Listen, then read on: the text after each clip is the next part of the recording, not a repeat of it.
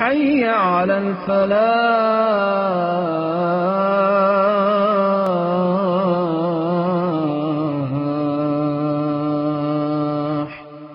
ہم بات کریں گے قرآن مجید فرقان حمید کے بارے میں مشہور بہت سی جھوٹی باتوں کے متعلق۔ قرآن ایک ایسا معجزہ ہے جسے خود کو منوانے کے لیے لوگوں میں پھیلائی گئی جھوٹی باتوں کی کوئی ضرورت نہیں۔ ہماری ٹیم نے خود قرآن کو پڑھ کر ان باتوں کا تجزیہ کیا ہے، آپ بھی ملاحظہ کیجئے گا۔ قرآن کی کل آیات کتنی ہیں؟ کیا قرآن کی کل آیات 6666 ہیں؟ کیا لفظ دن قرآن میں 365 مرتبہ ذکر کیا گیا ہے؟ اور بہت کچھ۔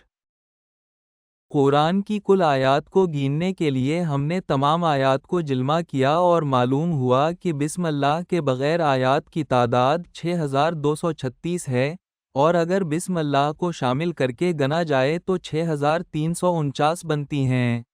یاد رہے کہ قرآن کی 114 سورت میں سے صرف سورت توبہ کے شروع میں بسم اللہ نہیں پڑھی جاتی۔ کیا لفظ دن 365 مرتبہ ذکر کیا گیا ہے؟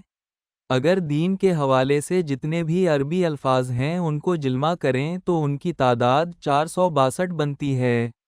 کیا آسمان کا لفظ بھی 7 مرتبہ آیا ہے؟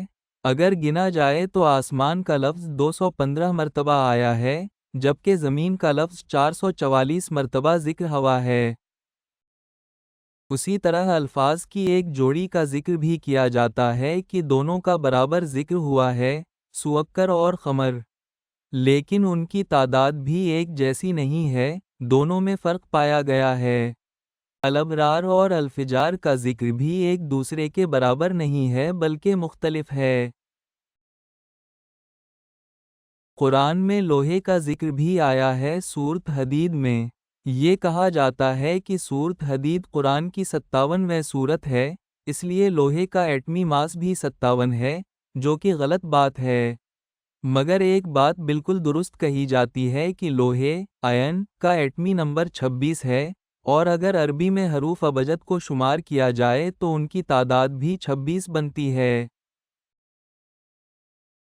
اور سب سے مشہور بات یہ ہے کہ نماز کا ذکر 700 بار آیا ہے جبکہ اصل میں نماز کا ذکر 67 بار ہوا ہے۔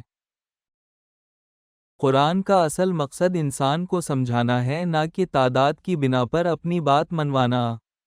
خدا را قرآن سے متعلق جھوٹی باتوں کو مت پھیلائیں۔